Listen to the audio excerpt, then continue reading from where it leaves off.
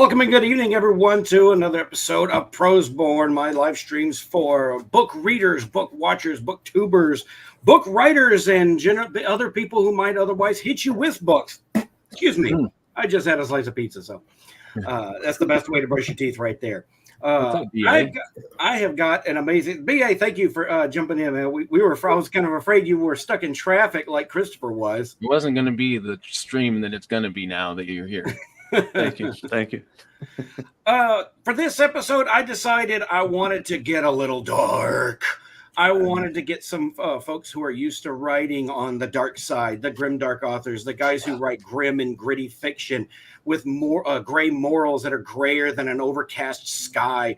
You know, the guys who kind of have a little more of an edge to their writing than what you typically see in a lot of their genres. And so I'm thankful for everyone who has dropped by on this panel today. I'm going to go ahead and introduce everyone one by one real quick. We'll say hello to the chat first. Christopher D. Brand, thank you for being here. Got a license for that podcast, mate? No, I don't, but I'm in the United States, so there's nothing y'all can do about it.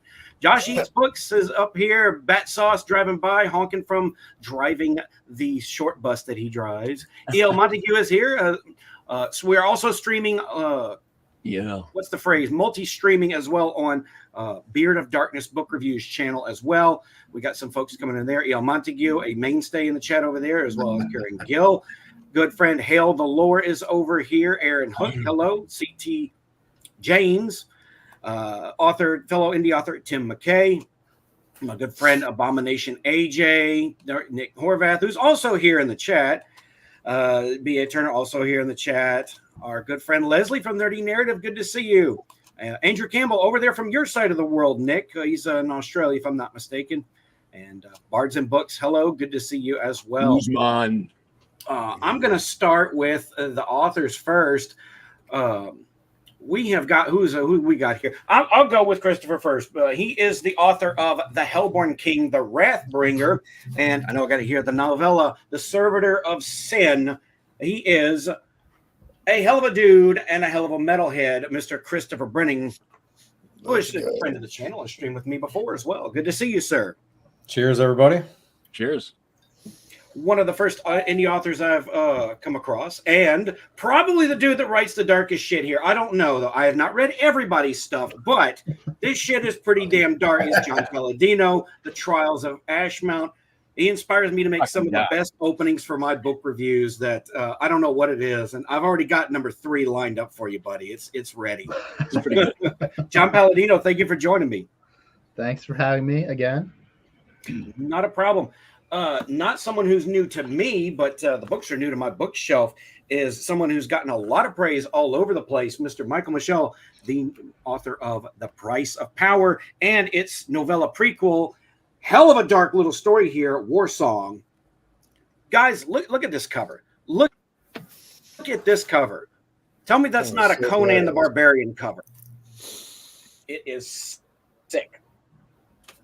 Get over there. Someone I have known for a long time in the indie spaces. In fact, I've got the original version of the book somewhere on my shelf behind me that my wife moved, so I'm not going to knock everything down. But author B.A. Turner, who is the author of Vigilante's Creed Book 1 and 2 here in this duology, someone who loves writing gritty anti-heroes inspired by the works of Zack Snyder. So if that's the kind of thing you're looking for, this is what you got to need. And he likes to say jabroni. Jabroni. So. Not the first person I've met that likes to say jabroni. Ready to dig into this one. This is by Mr. Nick Horvath. Thank you for being here. This is he's the author of the gritty 80s inspired anti-hero story Sledge versus the Labyrinth. Nick, thanks for being here. All the way over on the other side of the world in New Zealand. And he's not an author, but he hosts a show with darkness in its name, and he's got a beard that's dark. This is our good friend Matt from Beard of Darkness Book Reviews. What's up, guys? Good to be here. And anytime John calls on me, I'll be there to answer that. Thank you, sir. Thank you guys for being here. It's wonderful to have you all here. It's wonderful to kind of start picking y'all's brains. I'm gonna go around the horn one at a time, and we've got some questions that I put up on social media. Of course, I lost them because I boomer everything. Let me get to them. I asked my book reading audience if they had any questions for guys who write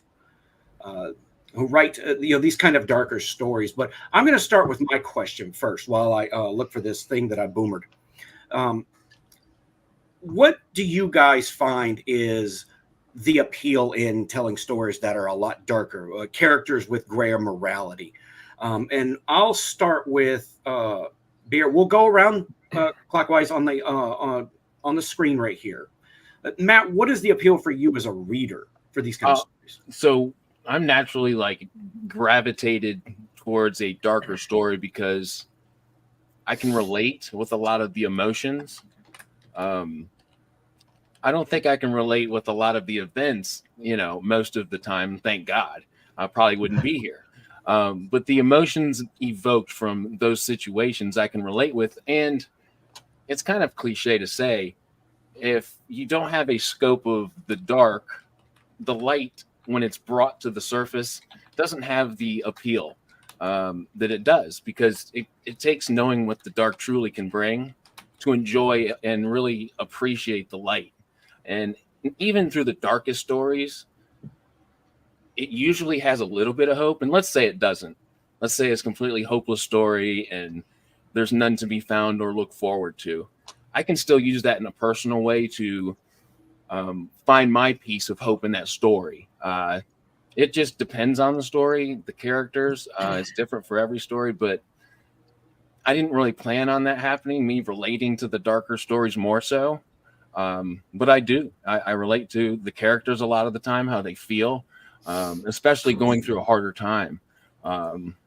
Picking yourself back up when most of the, I guess, fingers are pointed at you or everything's pretty much not going your way, and still finding that courage to light the flame when it's been extinguished. I find a lot of hope in that personally. I can use that in my day-to-day. So that's kind of my answer. Nick, what about you, man? I'm a lot the same. I always gravitated toward the badasses. I was watching Star Wars. I wanted Darth Vader to kick Luke's ass. Like Luke was lame. And that's kind of life too.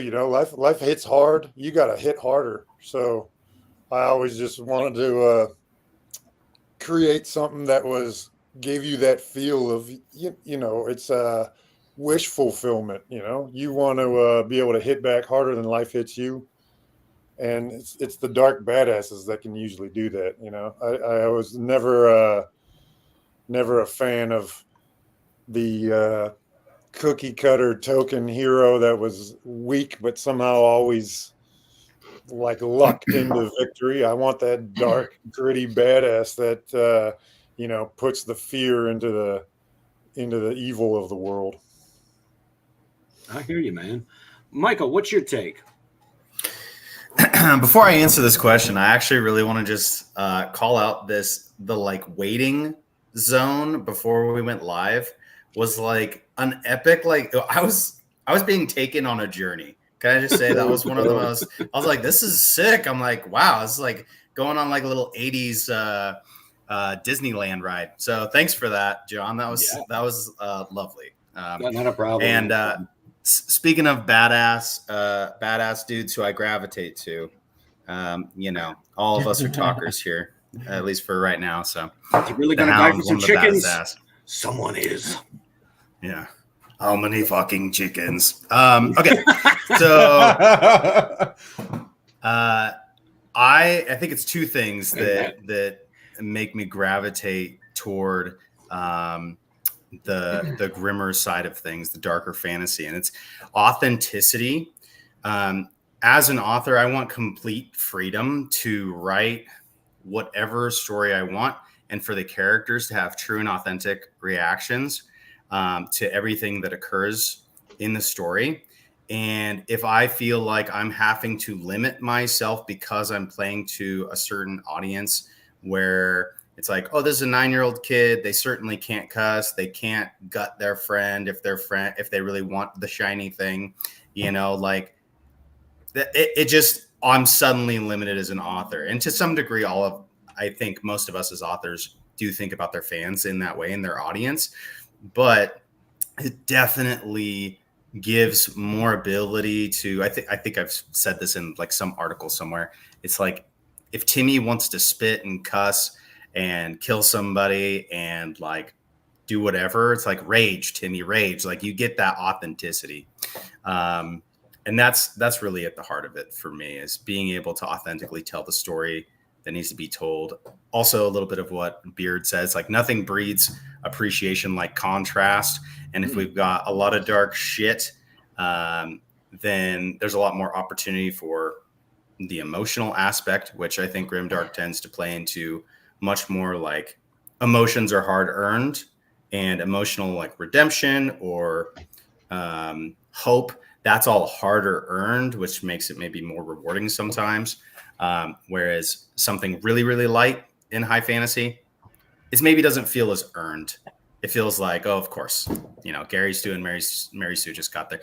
I'm not hating on high fantasy. I think it's great, but it's just not as hard earned sometimes. So anyways, that's my take.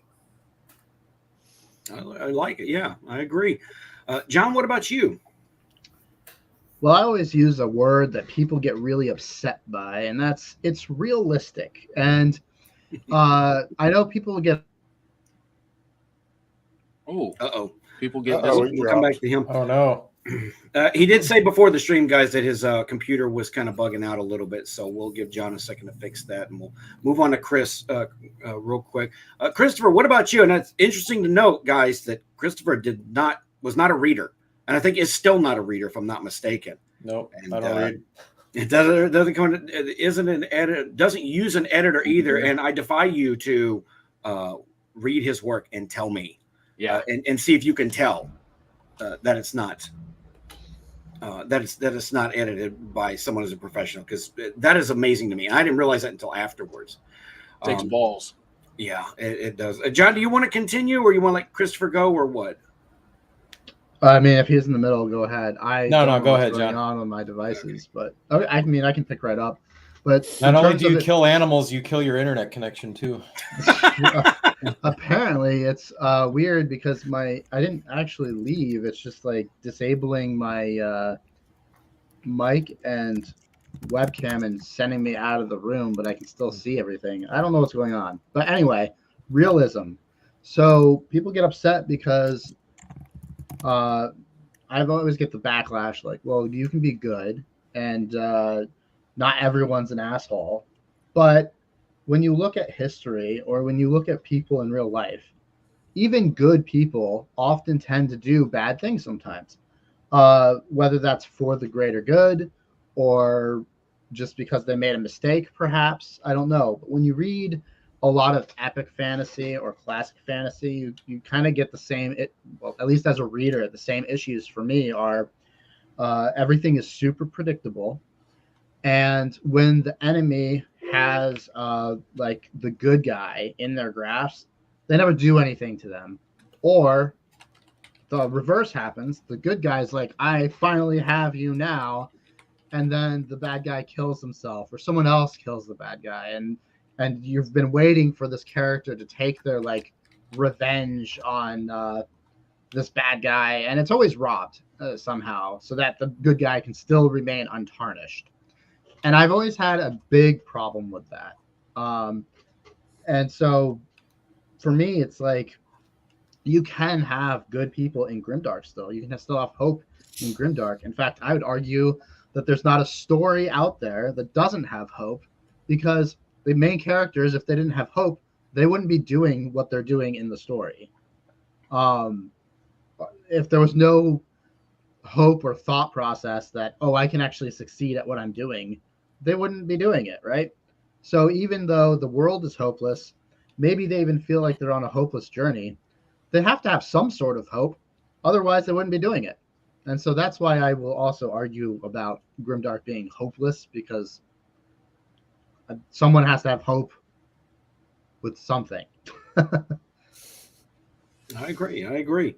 It's that hope, to me, that hope's always got to be there. If it's too bleak, I think you've crossed into an area that becomes unenjoyable for me as a reader. I'll use that comic book Crossed as an example. Like Bad Sauce is mentioning Berserk, even though it's super dark, there is still that hope there. But has anybody got an example of that? What John just said, like a story they maybe come across that was just bleak to the point that hope wasn't there at all, and they just kind of didn't flow with it? The Walking Dead. I always hear Beyond Redemption by Michael R. Fletcher is that way, but I read that book, and even though the book is a super like bleak and hopeless world, the main characters are still on a mission. They're still doing something. They still have hope that something's going to happen. Otherwise, they wouldn't be doing it. So I would disagree with basically any story being that way, honestly. Curran in the chat says The Road. Baker's a good one. That there is a little Backer. hope. Ain't much. Yeah, Baker, whatever it is. Yeah, it's got very little hope, but also like there's a difference between like, does the book have no hope during the journey toward the end, or is it like, does the end? It's quite a complex story, you know. But I would say The Road has. I mean, I've heard. I'm not sure what the hope would be. It's really because it's mostly rooted in reality, right? With just it's like it's not put in the science fiction category just because of it's an alternate future, essentially. But that's pretty hopeless, even though the book is kind of supposed to be about hope. I have to check it out now. I haven't read that one. So good, though. What about you, Christopher? What is the appeal of darker stories like this to you? Well, Michael and John kind of stole my thunder, so don't really want. I just kind of piggybacking off of what they said. For me, the appeal is, there are no boundaries. I don't have to conform to any tropes. Even though at the end of the day, we're all kind of subject to falling into tropes, but. For me, I mean, the appeal has just been, just my personal tastes. When I was a real little kid, I always loved Halloween and horror movies, and growing up, then I got into metal music, and it's just an extension kind of my, my personality, and just let my imagination run wild. It's a lot of fun. On your Tinder, it says metal as fuck. That's it. Yeah. So yeah, I mean, it's just. For me, writing Grimdark is just an extension of things that I, already enjoy. BA, you write stories that are more about, vigilantes with a darker edge to them. And, we saw a lot of that in the 90s and some of that kind of still continued through to this day. And like you are a very self-admitted fan of Zack Snyder's version of the DC universe. And I don't want to get into that argument because I know that that tends to like get a lot of people's feelings flying around. You like what you like, and you don't have to apologize for that. This Plano doesn't have feelings. So what what is the appeal of these kind of darker stories to you, bro? Yeah, kind of going back to what John number one there went with. Palladino is, it's more realistic to me. I don't mind a fully joyful story, but let's be realistic. Most people's lives aren't 100% filled with joy and hasn't been an easy road. So if there's no challenges for a vigilante or an MC, then, again, the impact of any of the major events just isn't there. It's expected. It's too easy. So I wanted to have basically a realistic setting. So for me, even though my main character and the vigilantes aren't really Grimdark per se, the setting is and the tone is initially because that's real life, right? Our political situation, the corruption in the world, the wars, right? It's really a dark world, but it's about how you find light in that world, and it's makes the stakes higher for your heroes. So when they actually do achieve something that's great, then you really feel it and you can really pull the emotion out of the reader. So to me, yeah, it's just makes it more realistic and it makes the characters more relatable. If they've been through some shit and you've been through some shit as a reader or a writer, you're like, oh, it makes you feel something. But if it's just real uppity and too joyous the whole time, it's like, oh, that was fun, but will it stick with you, right? Will you have a connection to it? So I wanted to have my readers be able to connect to my characters. Love it, it, man. I will give my answer. My answer is that there is an appeal to it for me. And I generally, if you read my books, you know kind of how I am. I enjoy a lot more hope because I'm a very hopeful, much more positive person than I come across on Twitter where, I'm kind of like in the middle of a mosh pit. But for me, there is that element of catharsis that comes from a vigilante character or a darker character being able to, like you guys have said, exact a measure of an equal measure of revenge against whoever's doing them wrong, and that it will be satisfying and cathartic in that way. I enjoy anti-heroes. I just me and BA have clashed before about, like, say, the portrayal of Superman in the Snyder movies versus how I like him, which is much more noble bright. But and if every few generations, I think we end up in an era in the real world where the feeling of helplessness against what we have in the real world ends up on the pages of our entertainment or on the screen, like The Punisher, Death Wish, The Shadow. I mean, what was The Shadow if not the idea of evil being forced to see a mirror of itself? And it was evil turned on evil. And so, you didn't feel bad when the Shadow gunned down a bunch of goons who were, doing wrong, because they were criminals. They exploited people's good nature against them to commit crimes. So there's always, to me, a good element. And when it comes to fantasy, I don't necessarily consider it more realistic. To me, it's more that it can have a darker edge, because if it needs to be a darker story. I mean, you consider like Game of Thrones. That's, to me, kind of a grim, darkish world. It's not a great world to live in, and it not being done, notwithstanding, there were some really good storytelling elements there. But one of the topic of me bringing up like examples a few minutes ago, I brought this one along just I knew it kind of come up. This book is a dark fantasy horror, and I think I read this book to kind of get the feeling of hopelessness. But if anybody's read this one, which of course Michael R. Fletcher and Anna Smith Spark wrote, it's on that line. I think I enjoyed kind of that grotesque feeling that Anna Smith Spark just is so good at giving. Yeah, that's just one of the example I wanted to throw in. If you guys haven't, because this is an experience. It's not just a read. It's definitely an experience, and it's short. So if you want a quick kind of jugular smack, this is it. Yeah, to piggyback off of what John just said about George R. R. Martin, I think Martin had a quote that said it best. I don't remember exactly how it went, but it was something like, when two sides go to war, both sides need to take losses. Otherwise, it just doesn't feel real. And as a reader, that's really how I feel about it. Like, I know John just said, like, good, like, books that aren't grimdark are still realistic. And sure, that's true. But I will just push back a tiny bit and say, like, a lot of times when there's battle or wars in like a classic or epic fantasy, the main character might get like a scratch or something, a wound that heals within 30 minutes, and then nothing else happens, and you're like, like nothing is happening to the good guys, and it just feels like I don't know, too easy. Now, that's not all books, by the way, for classic and epic fantasy, but I do think it's a common problem. Real quick before we get too far, and I'll go to the next question, I'm going to say thank you to Abomination AJ for the $5 super chat. Much appreciated, sir. And thank you to Mario Trujillo for the $10 super chat. He has a question for the panel. So it's an easy way to separate dark fantasy from grimdark. Dark fantasy still has heroes, even though the world makes that a harder road. Grimdark is mainly the protagonist holding out sheer spite. Does the panel agree? Matt? I think that's a good take on it. It sounds like it's a honed in. That's his experience, I think, more so than anything. I think we all kind of take away something different, but I agree with most of that.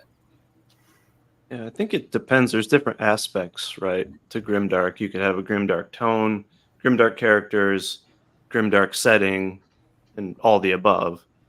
So again, you can have a mixture, I guess, of dark fantasy and grimdark, and that's kind of where mine's that mixture of grimdark setting.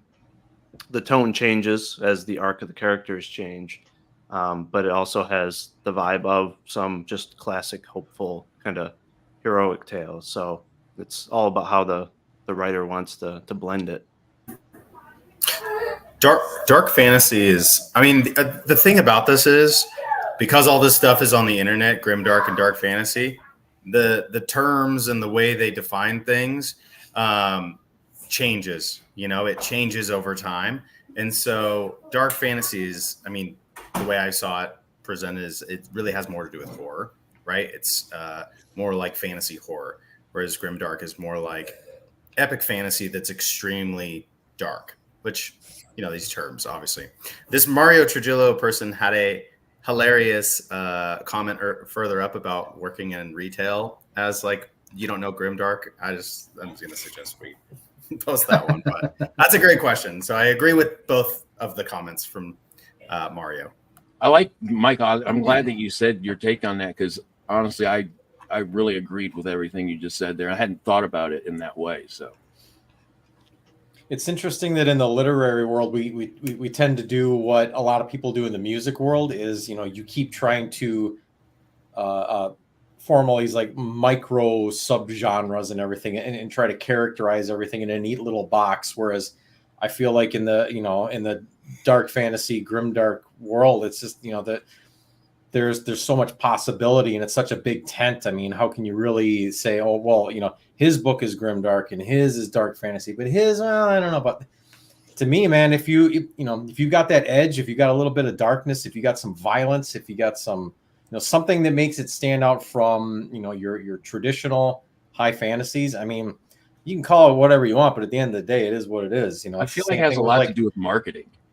Yeah, and plus, you know, you being a metalhead, you understand this. I mean, you got death metal, and then you have 50 million subgenres beneath that, and then you'll get fans bickering over, well, you know, they're not true death metal, they're deathcore, or they're blah blah blah, you know. So it matters, you know what I mean? Yeah, exactly. So for me, the labels, you know, cool, but kind of, to me, it's kind of irrelevant. You know, I mean, we all write with a bit of grit, you know, with an edge, and that's, you know, really all I care about. Yeah, it's wild. I've had people say that I've written like the most dark thing they've read, and then I've had other people say you're not a dark writer at all. And it's like, okay. Jesus. I mean, I market myself as grimdark because I don't want to offend, you know, the Wheel of Time readers. So I'm like, well, John, I think you did the right thing on that, because yours is a dark story, and there's parts where it's like, if you're not ready for a darker story by how this is categorized, you may not want to, you know, pick this book up.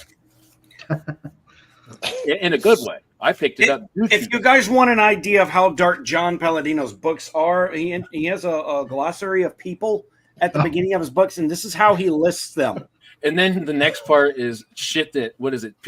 Shit that happened before. In the sequel, in the sequel, it's like the shit that happened before. Like, hey, you don't sugarcoat. He ain't glazing this shit.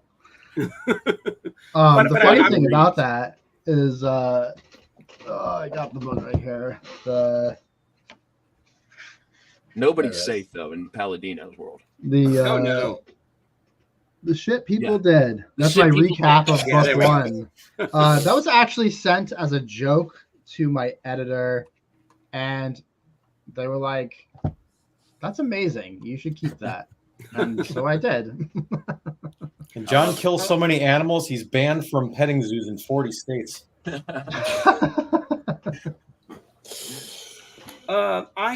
I've got another question for the panel. We'll start this one. This one is from Twitter from horror author Steve Stark. My guy. Who said, "Evening, lads. This one's for the authors. What inspires the dark tone / content?" Oh, wait, hold on. Does that sound like we've already answered that? What inspires the dark tone / content of your work? Or this one's a good one. Have you ever written a sequence that disturbed you while you wrote it? Oh yeah, that's a good question. So over to Nick then, right? Or because I haven't written anything, unfortunately. There's a scene in the Labyrinth where it's a video that has been circulating around through the different police stations, and they get a get a glimpse of this horrible fate of what happens to these people that get caught in the labyrinth. And I remember writing it and just being like, man, is this too much? This is fucking gnarly.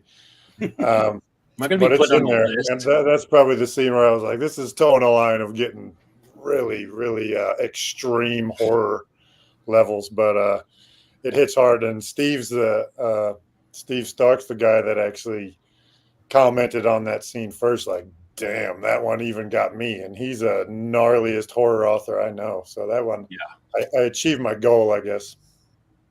When you can make a horror writer cringe, good Lord. Yes. Michael, I want you to answer this because I want to know how you got through writing that novella with your psyche intact, because that one kind of I kind of expected a bit of a dark tone with the cover that was going on there, but even I was a little taken aback by it. I actually wrote that novella to be slightly darker than The Price of Power in order to filter people into The Price of Power who wouldn't be off put by its darkness.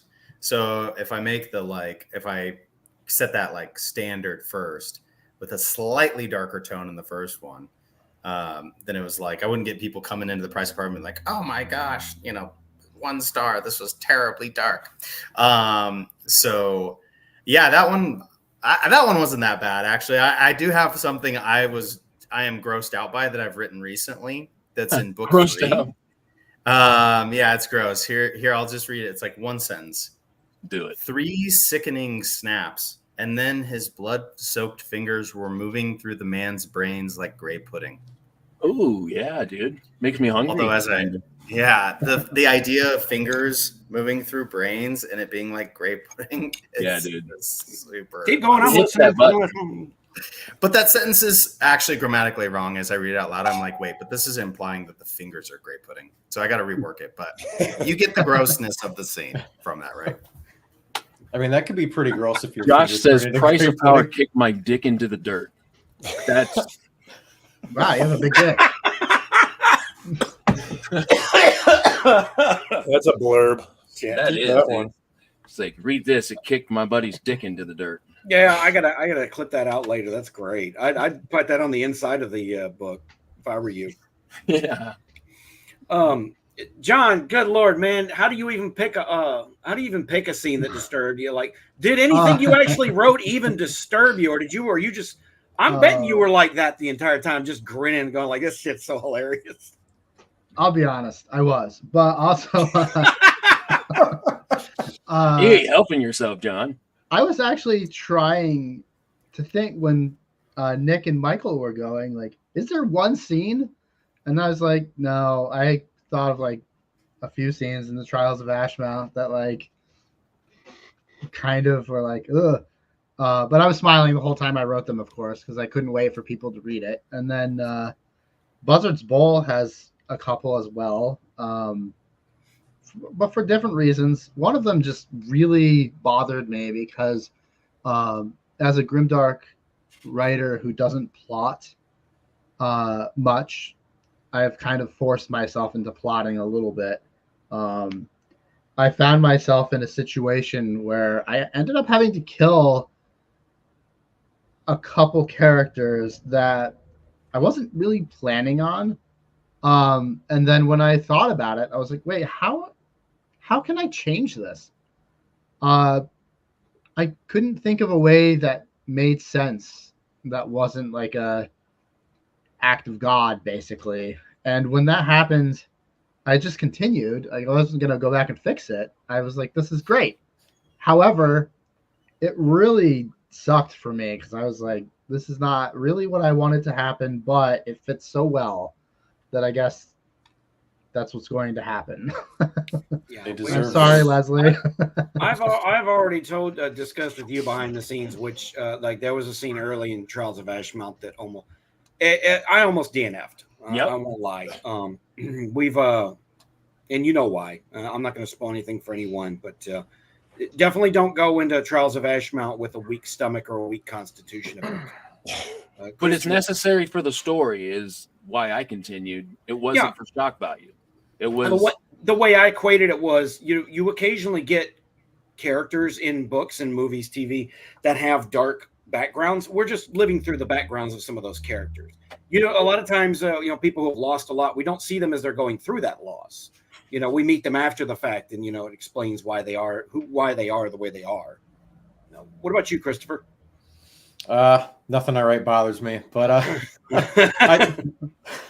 I dial it back for the readers because I don't want to start alienating my audience. But I actually, in the book I'm working on now, The Queen of Scorn, I wrote a scene which is by far the most brutally violent thing I've written yet, and it extends for the better part of a chapter. But there was a scene at the end of the Hellborn King, and you are aware of that scene. What happens to a particularly beloved character, and I chose to keep as much of that as possible off the page, just because it's sexual in nature, and I know that could have really damaged my career. So I decided, well, I'll give you enough to kind of paint the picture, but then I'm just going to keep the rest of it off the page. But there is a scene in The Queen of Scorn that I wrote where it didn't like gross me out or anything, but it gave me the creeps. Like, I'm sitting in the dark, the incense is burning, the whiskey's flowing, I'm playing some like really, really dark kind of ambient music,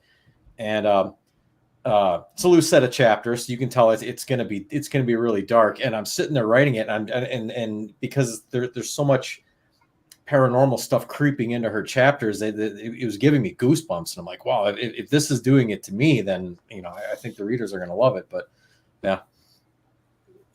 BA, what about you, man? You ever written anything that kind of made you go, this is kind of crossing the line a little bit?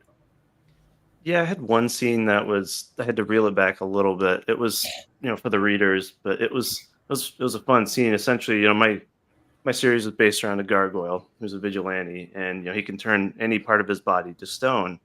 Obviously, could be a great defensive mechanism. And he's got this one mercenary that's just trying to mow him down with like an AK-47. He's shielding himself with his wing that's turned to stone.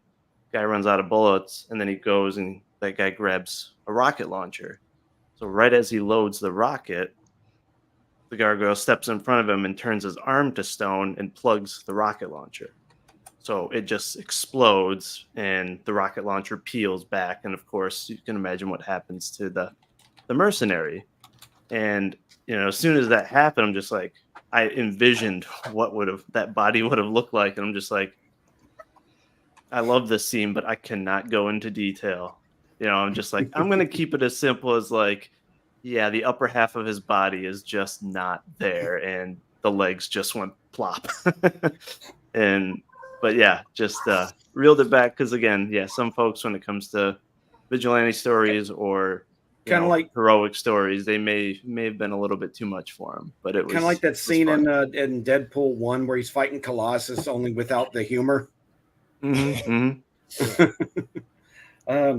I've written. I'm not against writing stuff that's a little darker, because to me, I'm kind of on the opposite end of that spectrum, where I write stuff that's a little more lighthearted, high fantasy, but I do like the darker elements, because without that contrast, it makes stuff. It helps make stuff stand out. And there was, I don't know who here who's read my book. There was a scene near the end of my book that was like, I had a character had to defeat a creature in a certain way, and it was a clever way, but it was a little stomach turning in more ways than one. Yeah. So if you know. For a show of hands, has anybody read this? I know it was the second time I brought it up. Has anybody read this? I've got it. I actually won a copy of it from one of their Twitter giveaways, but I haven't read it yet. Anybody else? I have not, although I do want to read Anna Smith Spark, because John Morrow compared my writing to hers at one point. So I would love to read hers. This page that I'm on is the absolute. So she freaks me out and makes me like hit that I'm disgusted button. Sorry about the baby. She's crazy. But in a way and reason that she does so is the description of things. Like, I kind of want to read it, but like it's over the top. If anybody could be offended, this would offend them. But the way that she writes, it's not like there's blood and guts. It's the description in comparison to other things that makes me like, I've never read anything like her prose. It's just crazy. I'm going to point this out for anyone who's interested or wondering. Like this, I would consider this more dark fantasy, not so much grimdark, because these are very heroic and hopeful characters. But you guys know I love Sarah Douglas, The Wayfarer Redemption, all her series, all her books actually. There's when violence happens, she does not hold back. There's a lot of explicit stuff in terms of like sexual content that's not for the titillation, but not for the faint of heart either. Like she's not glamorizing things that go on in there. That is definitely a series that does, and it's so strange because she was like a nurse and then a history professor, and then she became a fantasy author. She was not married, but she loved history. And one thing that's interesting about her books is she studied a book about midwives and births in the medieval centuries, and just all the. I could not put that in my Sarah Douglas tribute video because some of it was just way too dark, talking about the misinformation and the incapability of midwives in the medieval era was horrendous. Women who gave birth in those eras were almost expected to die. They would make both their swaddling blankets and their own shawls at the same time when they were pregnant. And there were so many, there's no other way to put this, there were so many depictions of fucked up births in her books that it kind of puts a lot of grimdark authors to shame. I'm not enough stitches. No, there's a lot of it ends up having to do with magic, but just like every time there's a scene of a birth or something, there's something fucked up about it. And the book she read was even worse. Wow, really? Sarah, what? So you said Sarah Douglas? Sarah Douglas. Okay. I'll send you the link to my tribute. I'm just naturally attracted to like people like, oh, I'm like, okay, I want to read that. You're definitely gonna get that. Birth is already kind of fucked up in general. It's beautiful, but yes, it is. Yeah. Up. I mean, kids exploding. When you see it, you don't understand. And then yeah, like, women are superheroes. Damn. Like, whoa. Elizabeth Hayden. Yeah, wow. That's a name I haven't heard in a minute. Let me go to another question. This one is by Son of Sonnet on Twitter. He is an audiobook narrator. He asks, is grimdark as a choice of tone a recognition of a fundamental truth? Or is it an artifice you employ because it is required for what you want to express? I'll pass this one to Nick since he's the author, and this is kind of an author question. Well, Sledge isn't fantasy, so when I hear grimdark, I kind of think fantasy. But right, I was thinking the question could apply to you as an author, though. Still, exactly, yeah. The tone I'm after is both grim and dark. So, I guess I always just wanted to create a world that was like a modern day Conan world, right? So I think Conan doesn't, the old Robert E. Howard stories don't get enough credit for the horror elements, right? Oh, like, yeah, Conan was this badass tank, but the reason those stories were so great is because he wrote this otherworldly cosmic terror, like Lovecraftian sort of horror so well. And so you never understood how could this big dude with a sword defeat these evil dark wizards. So I think Robert E. Howard was good friends with Lovecraft. Like they were fans of each other's work, and they corresponded back and forth. And they're the two best, I think, of all time, writing that sort of cosmic evil that is sort of inexplicable, the ultimate sort of darkness. And so I've just tried to modernize that vibe, but make it not supernatural. So I'm trying to create my own graphic novels, noir, dark world, and so I think, I'm trying to evoke a certain vibe in my universe that I'm creating, where everyone is a dark, gritty badass, and Sledge is, of course, the king badass. Yeah, you give Sledge a mace, and he's kicking all fantasy asses. I don't know. I think Sledge in a fantasy world, like, what is his like weapon of choice? A mace? Yeah, he's got a giant maul, of course. Giant warhammer. Yeah, dude. Has to. Hold on a second. I'm going to. We're going to put up a poll in the chat real quick because I want to know the answer to this question, guys. Where's this? I don't know how to do that. Michael, go ahead with your answer. I'm going to figure out how to unboomer what I'm doing here. I forgot the question. I remember my answer was like both, but I forgot what the actual question was. Is Grim or Dark a choice of tone, a recognition of a fundamental truth, or is it an artifice you employ because it's required for what you want to express? I mean, yeah, again, yeah, both. Okay. So it is hard enough to write a book, right? And so when you get that motivation to actually write a book, you just got to go with what it is, right? And so once you're writing a book and you're like, oh, this is feeling like a certain kind of thing, like you kind of just dive into whatever feels right. So I think there's less analysis, at least for me personally, going into it than that question might indicate. Like maybe some authors who are like 10, 20 books into their career are putting a little more like, do I want to have this be, the tone of it, or is it just this, this other, whatever the question asker had there. But really it's just a matter of, I think we might get too much credit as authors for like forethought, right? I think we end up writing a thing we're excited about, and afterwards people are like, oh, is it Grimdark? Is it dark fantasy? What was your intention? Blah, blah, blah. And we're just like, yeah, I don't know. It just kind of this crazy story came to me, and I shat it out on my keyboard, and people seem to be okay with it some of the time. Okay. Okay. Poll in the chat for people who are read or just want to speculate. Who in a battle of the badasses, who wins in a fight? Nick Horvath's Sledge or Christopher Brenning's Titan Bradshaw?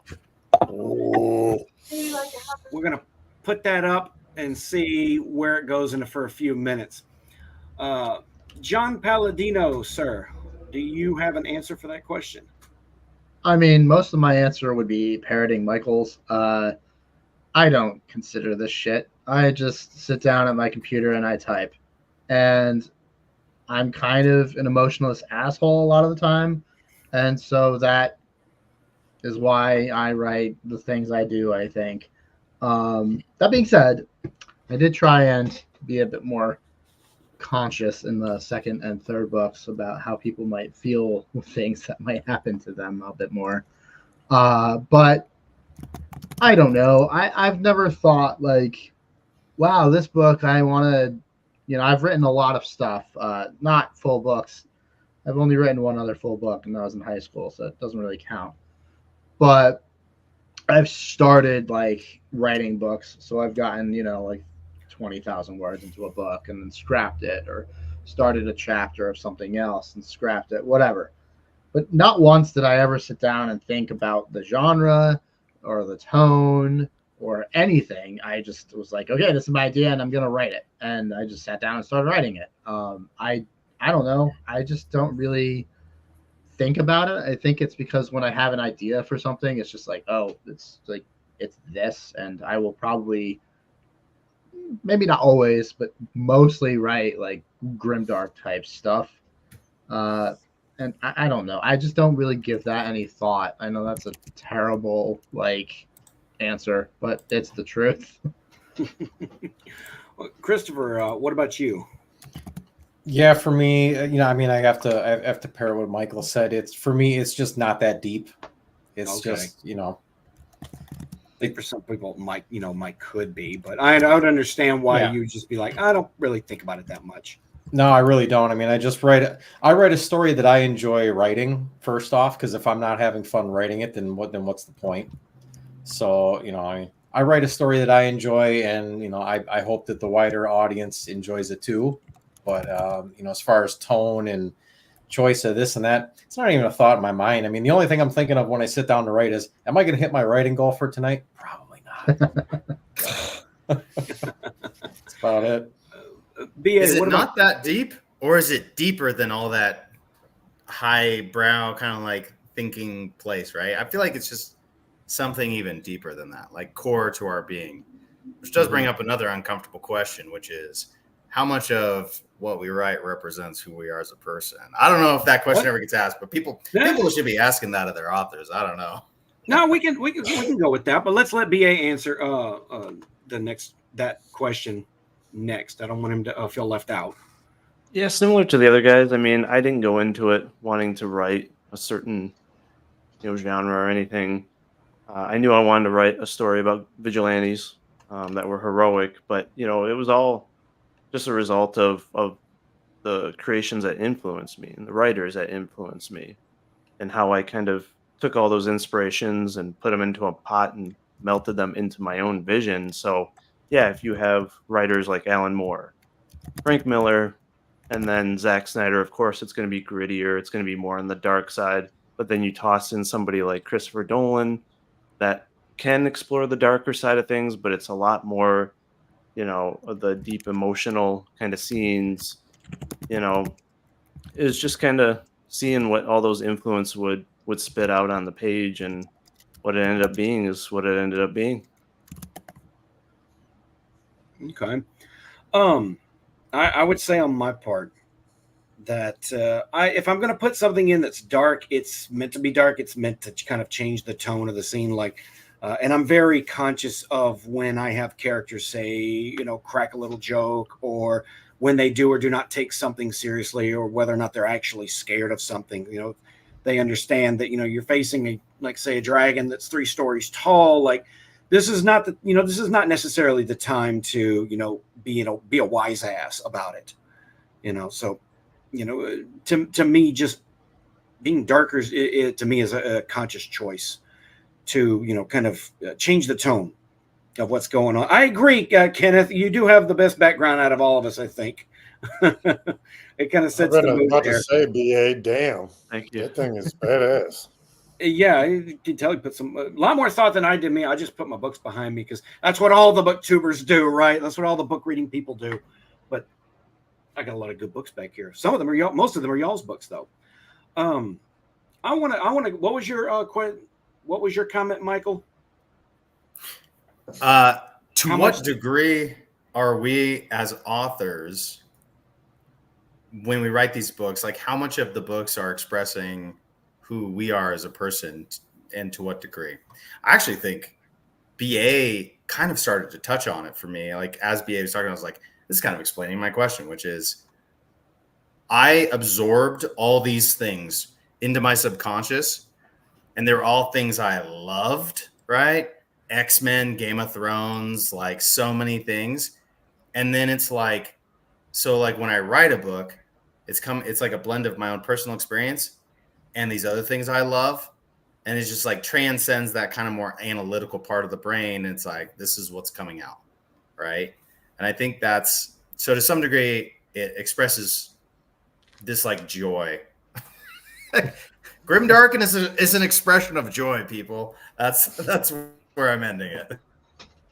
I think it's also kind of a relief valve too. I mean, because sometimes you have frustrations, or you have certain people in your life that invite certain thoughts into your mind, and you can use that as inspiration. I've done it. I mean, I've had certain situations or interactions with people where it's like, this might sound pretty good on the page, so draw inspiration from that. But yeah, I mean, I think again, I think you just nailed it right on the head. I mean, how much more can you really add to it?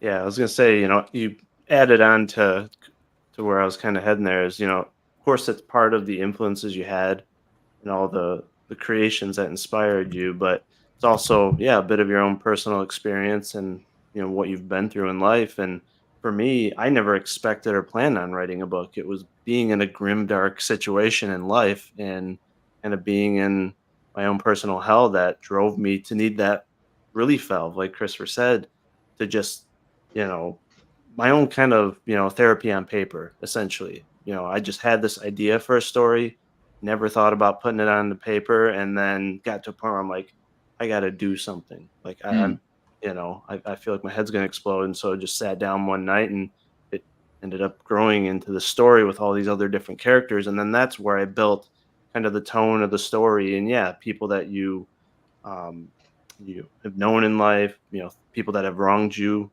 that's stuff that can inspire events in the story. Yeah, You're I mean, speaking it's to just me, a nice dude. blend. Yeah. Like Yep. when I do write, that is where I'm drawing it all. Is the hell that like I'd been through in a certain situation in my, or a lot of situations, but a certain era in my life where I had to make some decisions, or else you wouldn't be looking at me right now. And I think a lot of good things can come out of such shitty situations, and I find that to be in abundance in this community too. Whether it's authors or reviewers or whoever, I think those are that find passion, especially in the fantasy or dark anything type of genre. Kind of goes back full, using maybe your experience or certain emotions that you've been through in your life and relating that to a character and appreciating that darkness, because that light's going to be so sweet. You guys ever feel like when you pour your lived experience into your characters and you kind of watch them grow and evolve on the page, that you kind of yourself grow and evolve a little bit too? Isn't that kind of weird? Well, yeah, or kind of a reverse of that. So for me, you know, starting from, let's say, that hellish point of my life, you know, that set the tone at the beginning of my book. Because I wrote two books in one originally, and then turned it in, you know, kind of split it into two. And I wrote them over a course of like 5 years, and started it in the US, went over to Russia, and then I went over to Germany, and then I was living back in the States. And over that 5 year period, right, my personal arc as a person changed. It became less and less grimdark, more and more hopeful, and the story went right along with that. And the influences from people I met from different cultures and different, you know, settings of the world, that influenced different stages of the book and the overall arc. So That's cool. yeah, 100%. I wrote Sledge as a form of catharsis. So I want, when someone picks it up, for them to be empowered, right? So we What all is catharsis? have like An emotional high. an emotion, yeah, like a rallying cry, like the final death blow. You know, you've had that thing that that You remember how you felt when you watched The Ride of the Rohirrim for the first time? Yeah. That's catharsis. Okay. Yeah. I kind of like an emotional peak. yeah, it's like the feeling you get the moment, you know, you get that thing you've always wanted, or Yeah. you know, you finally get to the bad guy, or no matter. I always think of the movie Taken, right? So in that show, the worst possible thing happens. So the reason you love the movie is because you are the man that has the skills to get to solve the worst possible problem. And so that's what I try to get, have the reader feel like, oh, okay, when I'm in this book, I am the ultimate badass, that I am going to crush my enemies, see them driven before you. And so it's empowering. It's empowering to write that, because I mean, we there's enough shit in everyone's life. I don't want to. I could just drill a hole in my neighbor's house and look through the wall if I wanted to see depressing everyday life, right? We wanted to. I want to read to be inspired, to be adrenalized, to be empowered. So that's what I try to put in my book, and I want my writing process to make me feel that, to empower me in my life. So catharsis is a term used in psychology and literature. It refers to the process of discharging negative emotions to relieve intense anxiety, stress, anger, or fear. Exactly. Get I rid like of the that. fear, right?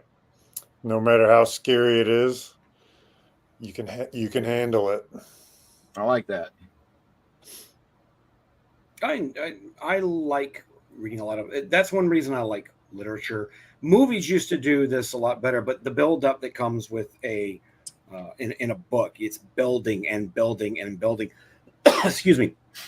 And the catharsis that you get from reading a really good climax to a book is, to me, second to none. Probably the best one ever that I've ever read was Kings of the Wild, which Really? is not a, huh? Do what? What'd you say? I was just asking, really. Yeah, Kings of the Wild. The build up to that in that book to that final battle, and like that final battle, if they put that into a TV show, it would take the budget of a movie to actually film. I Like, DNF'd it, is why I said really. get the fuck out! Really? Yeah. Are you saying the end of the first book or the first series as a whole? Okay. The first book. That was the Kings of best. the Wild by Nicholas Eames. Nicholas Eames. Yeah, I DNF'd it. Wow. It wasn't tickling my Really? fancy. I'll put it this way. He knows how to write a fucking amazing finale, right? Wow. Because the Maybe I first need to book was great revisit. to me, and the finale is the best I've ever read in a fantasy book. The second book did not do it for me, but the build up to the finale was still great. It's the only thing that saved the book for me, Wow. Okay. even though I didn't care for Bloody Rose as much. I read both. I'm shocked at how much people like them. They're fine, but I know a lot of people love it. Yeah. I think part of the disconnect for me is that the author has said that his main influence was I think music, and I'm not a music guy, so Yeah, me either. A lot of the music references and in jokes went right over my head. I got them. It just wasn't. There wasn't the high stakes that like gave me that epic feel. I don't know. I started the book kind of like with the idea it was a little bit of a more laid back type of read. I saw the attempts to put a little wit and kind of a laid back adventure, this and that. I mean, there were some high stakes. I get that, the daughter, but I don't know. I wasn't enjoying it. Huh. And to each their own, man. Yeah. Once it gets past like the half book, it starts snowballing towards the finale. It makes the finale pay off. I'll definitely pick it back up. God, where were we? I don't even know which one we were questioning. Michael R. Schultheis, fellow indie author, had this question a little earlier. He says he's digging the discussion about violence. Do any of you enjoy poetry in your fight scenes? Poetry. He also said poetry meaning poetic prose. Just to clarify that. So maybe like a little more of a describing a violent scene in a lot more of a purple prose-ish way, I guess. Now that makes sense why your favorite author, Michael Schultheis, is backer, because that's his whole entire prose period is that philosophical waxing for 50 pages. Yeah. Yep. Those books, I have a love-hate with those books. They're still like, dude, I think everybody. Some of that stuff is like top 3 all time, like the battles and magic battles and some of the things, and then some other aspects, and even a few of the books are just like, I'm like, do I like him? He's like top 3 sometimes. Do you think he wrote those books to say like, hey, I'm superior to your knowledge? Or do you think that he was like just being himself? Like I battle with that. Was he trying to? I think they're one and the same. I think they're one and the same a little bit. Yeah. But also, he definitely I think he probably holds himself in pretty high regard. Just as a general rule. But to answer the question, I mean, I think I'm actually trying to tone down a little bit of the prose-iness in some areas for my books. I tend to prose it up for whatever scene, whether it's violent or not. Although there's something about graphic violent scenes trying to make the horrifying more beautiful, because that contradiction is a real mental draw for people, like movies are always having contradictory titles. Even band names, Led Zeppelin, super heavy, dense thing, and something super light all in one. That kind of contradiction draws brain. So I think I've heard it said, right? Hot scenes cold and cold scenes hot. And like people tend to like that, whether they realize it or not. I don't know why I remember this about the Price of Power, but you wrote crowds well. I don't even know if that makes sense. Like when there were crowds on the page, and say somebody was speaking or standing next to each other, especially at the beginning, I found that to be somewhat poetic. But it I don't know, it was a weird spot for me. But I really enjoyed that. I just thought I would share that with you. That's the weirdest compliment I've ever had, but thank you. I'll I'll tell you, I'm gonna filter it in my own crazy way and say I was good at managing chaotic scenes. Yes, dude. Yes, I think that you tied in all aspects to where it wasn't confusing and visual. I don't know. That's just what I got. Well, looking at the poll, guys, at about 77%, it looks like in the Sledge versus Titan face-off, it looks like Sledge gets all the votes. Probably, I think, Christopher, because more people know Sledge. Sledge is a title character. If they knew Titan a little better, they'd probably be, oh, this is a kind of a tough one. To me, a Titan versus Sledge fight would be fucking amazing.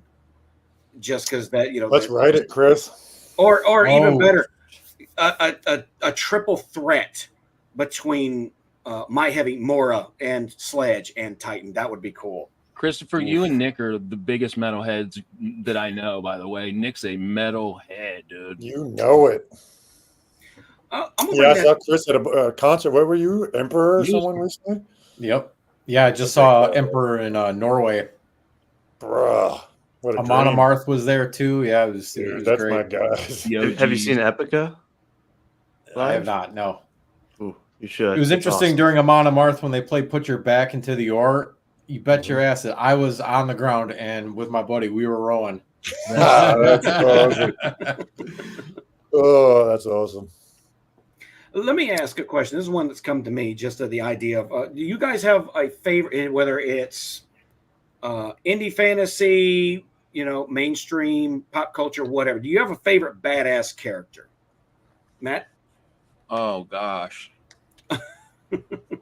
Well, Michael's already answered. That's a tough one. Holy shit. I'm going to say, yeah, dude, I do. And I don't think anybody's going to get it, but Marlowe from Ordinary Monsters. He's a little kid. If you haven't read it, and I hope you do someday, that's what got me into fantasy. I might have to write that down. Interesting. A kid can be a badass character. It takes a hell of a kid. What about you, Nick? Sweet, innocent, and a badass, too. Just in fantasy?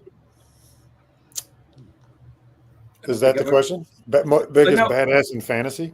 Just a personal favorite. It can be from wherever you like.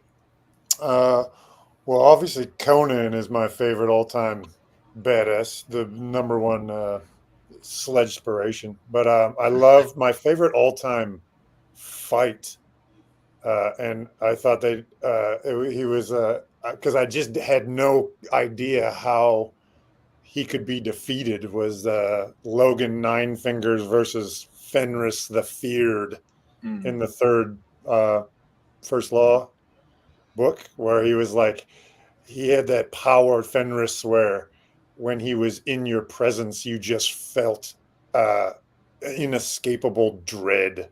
So his power was he just made you feel dreadful and lose all hope. And then he had half of his body invincible, and then he put the invincible armor on the other half of his body. I had no idea how Logan was gonna pull out that fight to the death. That's my all-time favorite fight scene. So I'd say Fenris. Michael, you kind of already answered, but do you want to expand on yours? Yes. Well, I love the Hound. The Hound is like a Western character. He's like a character from a Western, like Unforgiven, plopped down in this fantasy world, and I just fucking love him. And I think he was well acted for the show. And then Yama versus, if we're also going to do a fight, the god Yama versus the Master Executioner in a book called Lord of Light by Roger Zelazny is an excellent duel. It's just a great fight scene. Highly recommend that. And then the other most badass dude is, we already talked about Baker. I call him Backer, but maybe it's Baker. Nair Urs Skjotha is this guy has the best taunt in the history of books. he gets up on his, like, stands in the stirrups at one point, and he's already killed all these dudes, and he's getting chased, and he whips around while he's getting chased, and there's like a half crescent of people, other horsemen facing him, and he takes his sword and whips it in an arc, and blood across all their faces. He just whips blood in their faces. It's fucking badass. He's a dark dude. He's into some dark shit, though. Just FYI. Yeah. It's good, though. What about you, John? Favorite badass? Yeah, I've been trying to come up with a single name, and it's not happening. But I would say every other Joe Abercrombie character. He just has so many amazing badass characters. I will say, hot take. I can't do a stream without a hot take. I think Logan Nine Figures is one of the worst characters ever written. Oh, and Abercrombie is one of my favorite authors. I hate him. He's awful. Bias? He's boring, and he's stupid. He does have some good sayings, though, and that's all I can say about Logan Nine Fingers. Oh man! I'll admit it takes too long for you to realize he's a berserker. It takes 3 books for you to go, oh, that's why they kind of hints that he's a badass for 3 books, but you don't get to see it until that fight. But the fight is a great payoff. Christopher, what about you? Well, I don't read, so I don't know It really doesn't how have to to be answer books. this question. It doesn't have to be books. It can be like Wolverine or if you want. Well, yeah, I mean, that's a great example. I mean, I love Hugh Jackman's portrayal of Wolverine. I love how the Hound was portrayed in Game of Thrones. I mean, that sort of pissed off, violent, resentful towards the world. Yeah, the Hound, I think, is kind of up there. In fact, when I was writing Titan Bradshaw, I was like, God, is this going to be too similar of a character to the Hound? Because I wanted to have that kind of disillusioned old soldier that kind of gets reluctantly drawn back into the fray. And, admittedly, there was a moment where I was like, yeah, I should probably get rid of this. People are going to think I'm ripping off, Game of Thrones and everything. But I decided to keep the character in there because I liked where it was going. So, yeah, I'd probably have to say, for me, the Hound is way up there. I would say that Titan is a little better than the Hound to me because he's got more of a heart. He warmed up to Maddie a lot quicker than the Hound warmed up to anybody, if he ever really did in the books. Mm-hmm. BA, what about you? I think I know who your answer is going to be. Yeah, it's going to be a tie between Batfleck and then Miller's Dark Knight Returns Batman. So more gritty, willing to push the boundaries Batman. I will go on record. I'd have to go back and find the actual tweet or post. But when they first announced Ben Affleck was going to be Batman, everybody was losing their shit because he still had that pretty boy image kind of surrounding him. But I was like, no, you know what? I'm gonna give him a chance, and I think he blew it out the water. It's a shame he didn't get a chance to star in his own movie. Mm-hmm. But for what he did do in the Snyder films, he did it very well. He was a good Batman. And I feel like he didn't get his justice. My favorite Batman, my favorite badass in literature is probably Christopher Brenning's Titan, just because I like the aura that he has. He's like a Kane-sized motherfucker. Definitely give his books a try. And there is this feeling of if Titan's going into the fight, somebody's going to get fucked up. But I haven't. Sledge sounds so similar. Cool. Yeah, right. And I can't wait to read Sledge and get that kind of sense because I get that very feeling just from the way everybody describes him. I want to be on the Sledge train too. Believe me, I have an underrated badass that a lot of people don't consider. He was a professional wrestler. If you guys remember the old days of ECW, his name was Taz. Yeah, his whole thing was, Taz was a little shorter than most of the guys around him. But he was stocky. He was a fucking pit bull. And because of that lower center of gravity, he could grab dudes. When he was booked right, which WWE did not book him right.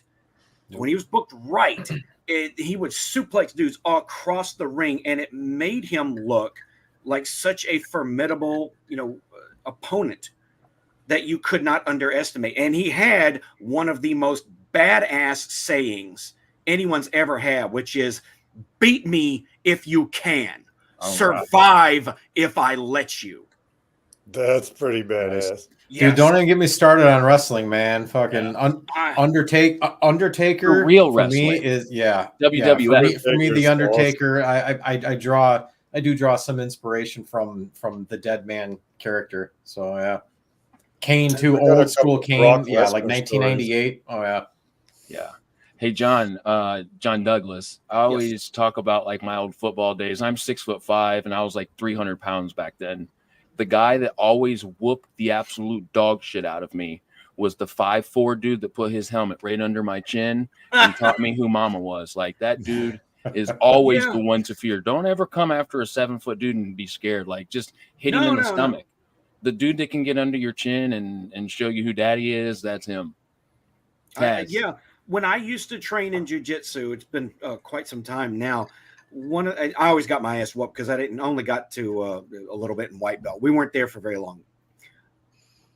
I got my ass whooped routinely by this little 4'8" dude. Yeah. Guy was a $125 soaking wet.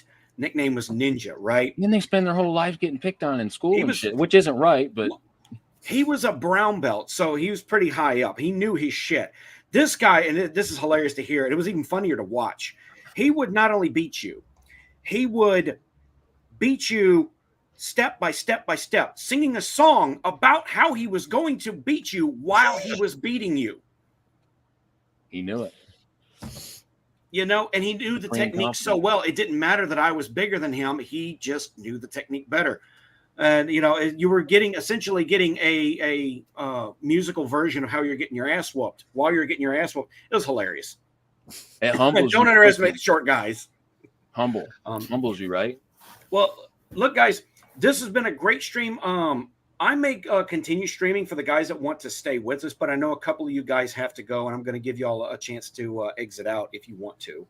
Yep. So we're going to do some dinner, the kids and all that fun stuff, and they'll be crazy. I won't even be able to like talk or nothing. So I appreciate the invite. It's been an absolute pleasure, honor to be here with every single one of you. I love what every one of you are doing. Keep doing it. I back every single one of you. I'm a fan of all of you. So keep doing what you're doing. We'll see you next time. Have a good rest of the chat, guys. Take it easy, dude. Thank you, Matt. Good to talk to you. Yeah, I'm probably gonna have to head out here too. So, got some dinner to eat, got some more whiskey to drink. So, you know what? Let me go to that because somebody asked that question. Our good friend Matthew Zorick, he was in Spitball 9. He is the author of Bastards of Liberty, an independent published fantasy novel. He had a question: coffee or whiskey? Oh, that's not even a question. You guys know my answer. Why not both? Vodka. I mean, neither. Vodka. Nick is a man of culture, I see. Coffee. Lagavulin with a black coffee chaser. Oof. Is it wrong to say I hate both? Yes. It's on brand. Get him out of here. Get him out of here. You're cut. It wouldn't be John Palladino if he just didn't have a divergent opinion from everybody else. He just comes back with, I hate Logan Nine Fingers. Wait, what'd you say? Oh, yeah, I hate that too. You should have seen the stream we had him on one time about a year or so ago. Me and my friend Ego going back and forth about comic books for 20 minutes. And I threw him the question and he just said, I hate fucking comic books. Just sat there listening to us bullshit about them comic books the whole time. It's true. I didn't want to be rude, but when you asked me, I had to be like, No, hey, you don't like comic books. You don't like comic books. No, I'm not done quite yet, Cinepalm. I have seen you in the chat. Thank you for chatting. I appreciate everybody who's been here with us this stream, both on this channel and on Beard of Darkness's channel. I'm going to keep straight unless you guys, like any of you guys want to go, or I'm going to keep streaming. Anyone that wants to stay is welcome to, unless you guys want to end it. What do y'all think? I got some time. I can hang out a little bit longer. I got 7 minutes. Let's do that. That's it. yeah, I gotta go. Nice. I gotta go in a sec too. Oh. So, Chris, always a pleasure. Always a pleasure, John and John. Great times, Yes. good banter. Streaming Looking forward to again. next time. Yes, Nice it's been meeting you. too long. Yeah. Yeah, it was I'm nice gonna meeting you guys. Good stream. Later, Hope we Chris. can connect again. take care, Send me man. some Good to metal see you. Rex. Yeah. Later. Peace, Oh, boys. Goodbye, Chris. Yeah, Chris is one of John, those people I would love to meet, like in person. right? John, I'm kind of with you when it comes. Everybody's talking about music and the metalheads, and like I've never been to a concert in my life. Me neither. But I don't. Not going to concert is not the same thing as me. I hate music. I'm starting to get an idea of like why your books are the way they are. I'm kind of seeing like the direction your world is taken, and I'm like, this ain't gonna end well. Maybe he just doesn't like. So let me clarify. What do you like? I don't really like most songs, just in general. But I do really enjoy like an epic like video game or movie like soundtrack. When I'm watching or playing the game for sure. And when I'm writing, I actually just listen to one band over and over and over again. And I wish I could remember what they're called, but they do a lot of like film trailer music. 2 Steps from Hell. Yes, there you go. There you go. Yep. So that's what I can, for some reason I can never remember the name of them. I don't know why. Yeah. It's a Also, in my also opinion. looked up. Well, Fair. the one guy that's in 2 Steps from Hell, Thomas Bergenin, I think, something of that. Look up who is comprised in 2 Steps from Hell, but he has his own solo music that's the same vein, same style. You'll love it. Oh, Epic cool. writing music. Yep. Yeah, I like to even when I'm writing like just like a talking scene, like politics or something, I like to have some really like badass music blaring, and I feel like it kind of allows the talking to be, at least as a writer, to be a bit more intense than like it would be. Yeah. I'm listening to something that's a little bit more like charging me up, I guess. That's a good question for everybody. Is what kind of music do you listen to when you're writing, or do you listen to music when you're writing? Oh, I definitely do. I can't have anything with lyrics unless it's growled lyrics that I can't understand. Otherwise, it just distracts me. So I'm either movie soundtracks or I have a sledge metal playlist that's all uber brutal death metal. But or I sometimes just listen to some chilled out jazz. But I can't have lyrics. Yeah, if I'm writing, like, let's say initial drafts, have to have music the whole time, but also no lyrics, and it's typically Hans Zimmer, Junkie XL, really slow motion, 2 Steps from Hell, that type of stuff. But if I'm editing, I cannot listen to any music because my head just goes right into the scene and goes into daydreaming. Yeah, and I'm not even like reading the words and looking for any issues because I'm just back in the dream world there. I fucking hate editing. Oh, yeah. I found that problem out myself when I was doing my revisions of the Black Crown, and I'm reading it, and then I accidentally slip into I need to check this for mistakes to I'm enjoying the book again. Like, no, stop, go back, and then that's how I end up missing shit, like using the word price instead of prince, which both my editors missed and I missed on 4 reads. Only my 74-year-old neighbor who read the book caught that and circled it. I'm like, Wait, so can I ask you guys all a question? Do what? I just want to answer the music one first. Oh, Can I sorry. answer the music one first? Go for it. Sorry. Oh, I'm down for a question. I just want to say I'm like Nick. I can't hear. There can't be words, and I will just listen to. I type in aggressive Viking battle music into YouTube, and I just listen to that. There's a bunch of them, but it's actually perfect because it's just a constant like beat. Sometimes some droning like tribal sound, like it's like kind of trancy, and it really keeps me in it. But sometimes there will be like an odd sound or like their Viking language will start to sound too. It'll start to penetrate my conscious awareness, and I'll have to like just skip the song. But it mostly works really well. But go for it, John. Sorry. I just wanted to ask a question based on what John just said about rereading during editing and enjoying his book. Am I the only person who, when I read my books, I'm not enjoying it? First of all, I fucking hate rereading. But second of all, I really just don't like reading my own work after I've written it, because I always am like, even if it's like polished, I'm like, oh, I don't like this. I feel like it's so amateur now. But just in general, I hate rereading. So I was wondering if that was more of a me thing because I don't like rereading anything, or if it was just like I don't know. I go back and forth. Sometimes I'll read something. It depends on what mood I'm in. If I read something of mine, I'll be like, this was fucking awesome, and then I'll go back and read the same thing 4 days later and be like, this is dog shit. But it is really hard to, no matter what, turn off. I think I could endlessly look at and edit something in my work. It just is hard to turn off because you've spent thousands of hours creating a neural link to changing it up a little bit, to tweaking it. So like, you look away for a minute, you look back, your brain is immediately going to go back into that link of twiddling your shit. So I think my bet is that most people are like that, but maybe I'm wrong. I'd be surprised to hear what other people think.